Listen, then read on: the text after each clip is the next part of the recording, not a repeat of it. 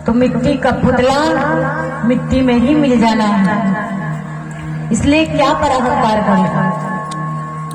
आप एक बार सच्चे मन से विचार करके देखना कि आपके पूरे शरीर में आप कहाँ पर विद्यमान हैं।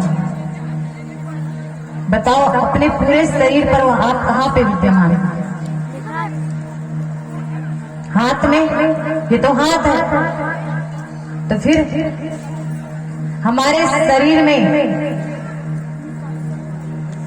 हम कहाँ पर विद्यमान हैं? अगर आप कहोगे कि हम हाथ हैं, अपने आप को विचार करके देखिए आप क्या हो।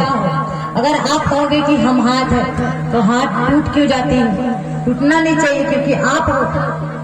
आप कहोगे कि हम पैर हैं, तो पैर तो लंगड़े हो जाते हैं, मतलब आप पैर भी नहीं हो।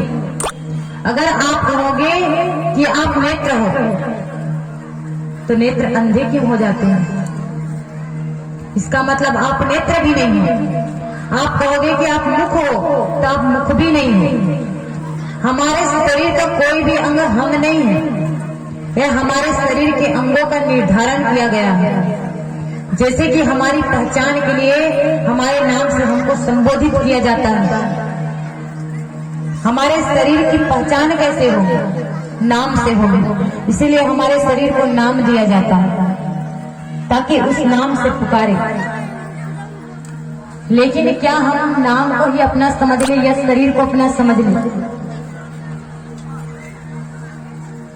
शरीर को हम अपना समझेंगे तो फिर हम ठाकुर जी तक कभी नहीं पहुंच सकते,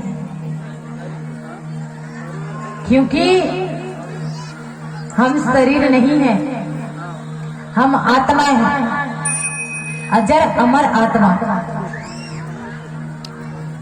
शरीर केवल हमारा औजार है, परिधान है। जैसे मंदिर के अंदर देवता होते हैं ना, मंदिर के अंदर मूर्ति रखते हैं देवता का कोई भी, तो वैसे ही हमारे ये शरीर रूपी मंदिर के अंदर देवता कौन है?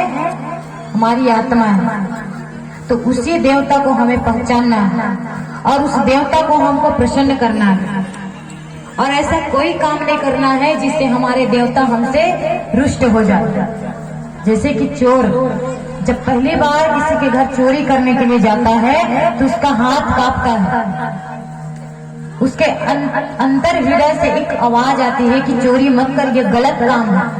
फिर भी हम नहीं मानते और चोरी कर लेते हैं। तो जो बार बार आपको रोक रहा था, आपका हाथ कांप रहा था, बार बार आपको जो मना कर रहा था वो कौन था? आपकी आत्मा थी, जो आपको बार बार समझाने का प्रयास कर रहा था कि ये गलत काम है, मत करो। लेकिन नहीं, हम अपने मन की बात पे आकर के सारे गलत काम कर लेते हैं, क्योंकि मन ही हमें बुरे कर्म की ओर लेकर के जाते हैं। मन लोभ दिखाता है, मन महत्वाकांक्षा प्रकट करता है, मन ही हमें रास्ते से भटकाता है। जैसे कि रथ होता है, अब सोच करके देखना एक बात, कथा की तरफ ध्यान रखिए, क्योंकि यही काम माता पार्वती ने की थी। जब ऐसे ही भगवान भोलेनाथ जब उन्हें अमर कथा सुना रहे थे, जहां पर अमृत बहने वाले थे, जहां पर जो सबसे महत्वपूर्ण अमृत छुपा हुआ था, वही अमृत की कथा वो नहीं सुन पाई। और उसी अमृत की कथा में